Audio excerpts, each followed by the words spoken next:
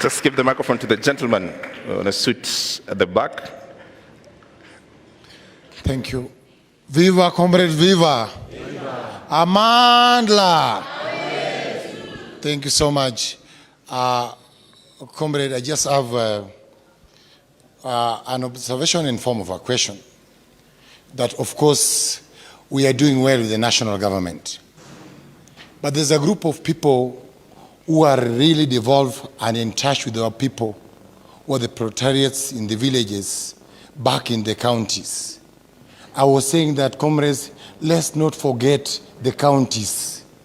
That is the people who are also interacting with our people back there in the villages. So after this struggle come from the national, we go back to the county government so that we fight this nepotism and fight for transparency and accountability. I want specifically to appreciate Aki Africa. I was there, smart, I'm traumatized up to date. This guy is so quiet, I don't know what he's using, I'm shocked. They took me to a mortuary, I ran away with this gentleman during Rex and Evans postmortem. I don't know you are made of what.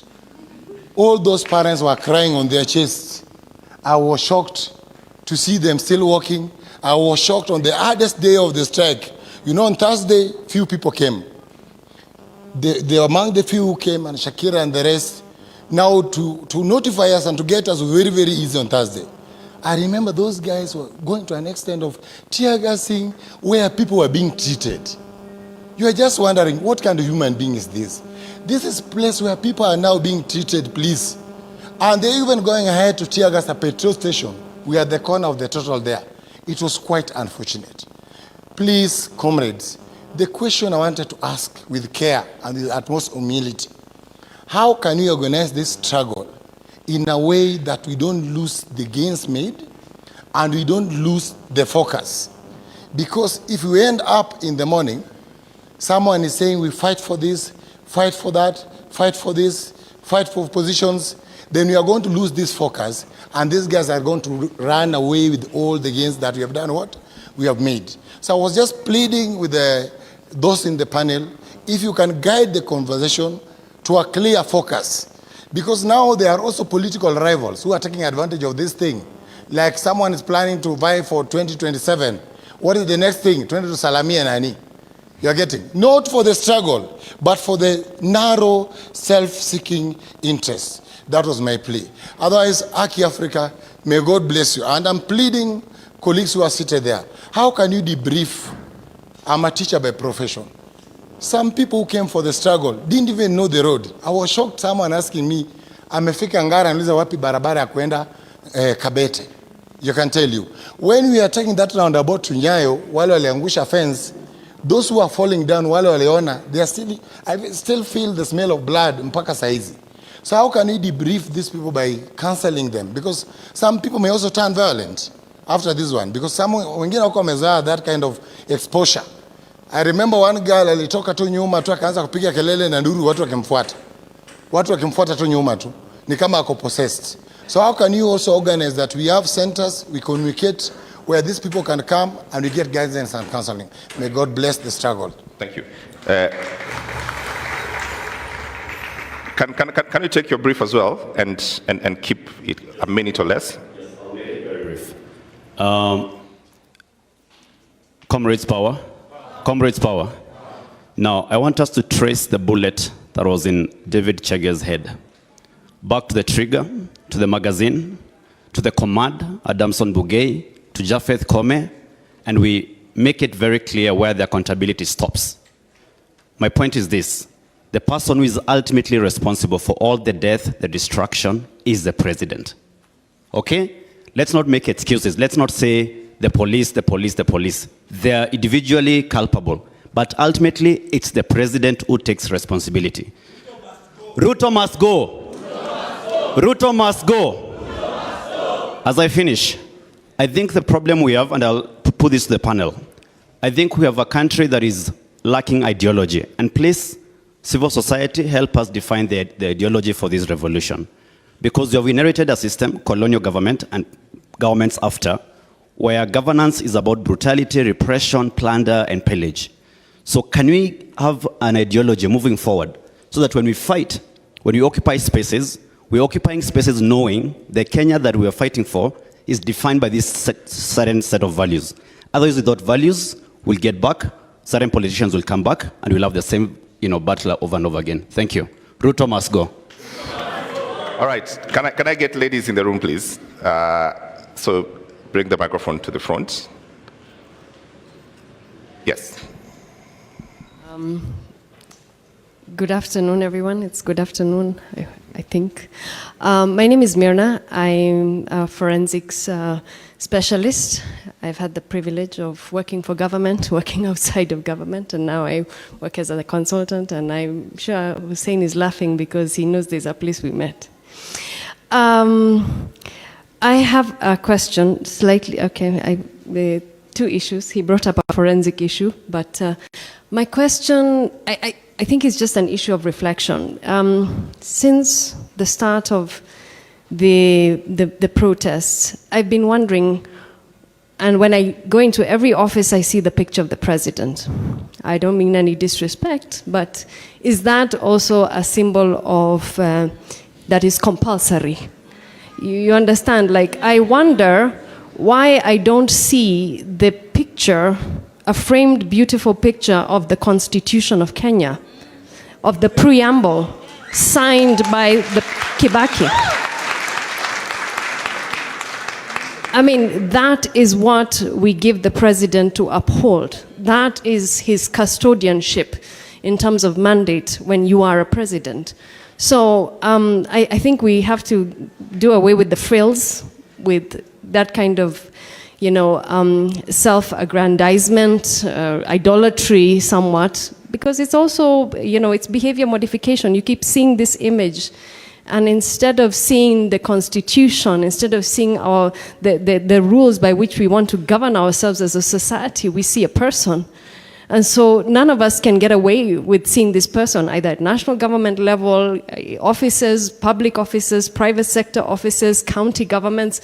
I think it's time for us to put the symbols of power by the people where they should be, and the symbols that need to be transitioned out, as my dear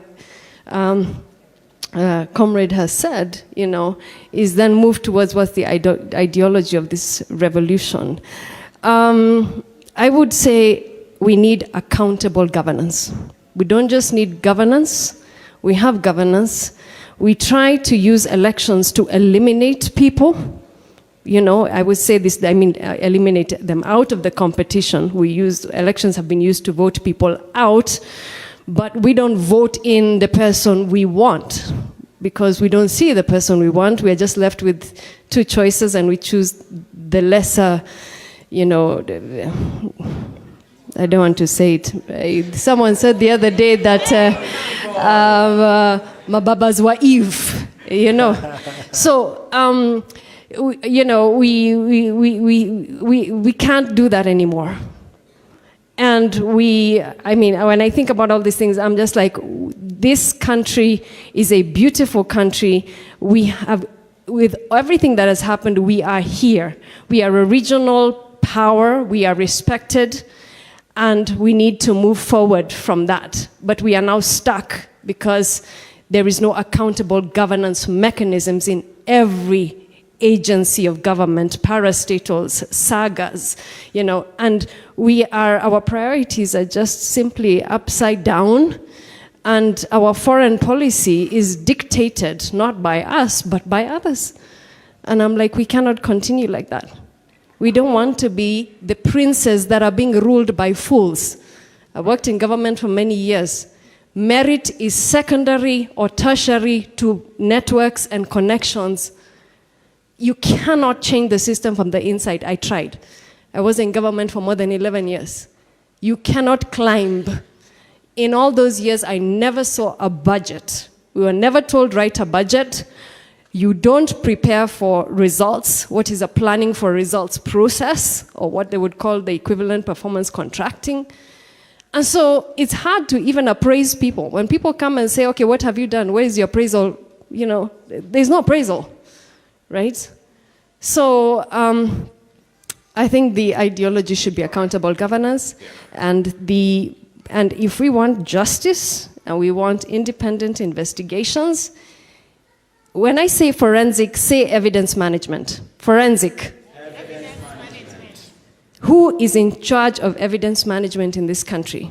You cannot have the potential perpetrator be the same person as the investigator.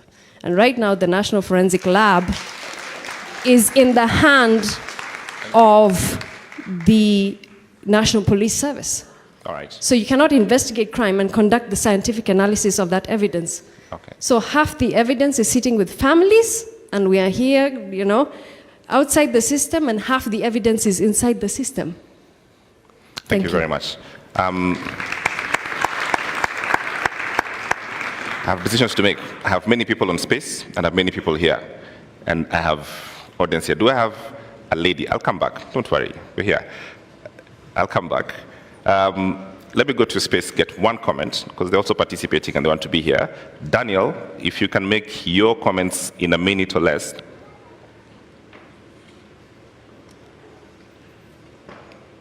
Do we have Daniel? Okay, so we'll come back. But let me just get quick reactions to this so to move the conversation forward. Start with you, Irungu. I'm told Daniel is here. Daniel, can you hear us? Please make your comment. Yes. Thank you so much. So I want to go one step back and look at the Constitution. So when we inaugurated the Constitution, what we did was that we changed who has power. We clarified that, we the people, right? And what's happening now and what you're seeing in this movement, we want to now define and clarify what power does, because now it's clear who has the power, we the people. And going forward, this movement continues to clarify, what power does. Now, what we need to do going forward, I think, this is my opinion, is that we need to make being in public or being in public office so undesirable for somebody who doesn't like to be made accountable. So undesirable such that the only people who get attracted to those offices are people who are open and are willing to account. And that's the biggest problem that we have with corruption. And that's the biggest problem that we have with the police and so on and so forth. Now, one question before I go, and this is a question to the panel. I'd like to understand, we are the children of Kibaki. We came, this generation millennials and Generation Z. We came with a free education, and I said this in my TED Talk a few years back, that we have had a 360-degree Kenyan experience. Unlike our parents, we have the full consciousness of feeling Kenyan. Many of us don't even speak our mother tongue, or our primary languages are national languages. We have lived everywhere in the country, and we have a full 360-degree Kenyan experience. With also digital media, it has culminated with this consciousness of political consciousness. Now, the question is, how can we, going forward, manage this movement? We know that part of the reason why we are seeing many changes is also because we have a debt issue. And the cancelling of the financial bill, and also we've seen that Moody's has also downgraded our credit rating, and we will have a problem with money. And usually when there's austerity and a problem with money, the regime might use that as an excuse to bring some sort of social injustice by denying services to the people who are most needy with the excuse that we don't have money, right? And some reforms can be difficult to push through because the president will say we don't have money. So how are we going to continue making the government accountable, but also waking up the debt issue and managing our country through this very difficult situation? Thank you. Okay, thank you very much. I want to start with you, but let me start with Hussein because it's just about to drop off. Hussein, could you just give a quick reaction of what you've had? Thanks, Matt. And I apologize because I have to dash out to go to the mosque. But I want to agree with Musila John. I think all of us have to be and to make a resolve to become human rights defenders. I think for many years, we've been out there for many years. You're actually protesting, you're protesting on an issue that affects every citizen. And you actually see people in the pavement just watching what you're doing. That has been the culture, that has been the tradition in Kenya for years. But right now, and we have to give credit where it's due, Gen Zs, it doesn't matter what your background is. Awendu wambiwe, mtetezi tutete. They're saying they are the watetezi. Kila mtu, and we have to give credit to the Gen Zs because they've stood up and they've said, we will take back our country. You know, some of us, we've been arrested, we've been beaten, we've been blacklisted, you know, but then people would just come back and tell you, great, you're doing good work. And continue. And like, isn't this your country? So for the Gen Zs, for that change, we give credit where it's due, and we tell you hongera, and let's keep on with that. The second point was on debriefing, my brother, very, very true, particularly for the families. We've really been trying to work with the Kenya, I think, Association of Counselors and Mama Kennedy, particularly, for example, the 12-year-old boy who was killed. He had actually asked to go and pick a book. He was supposed to do his homework.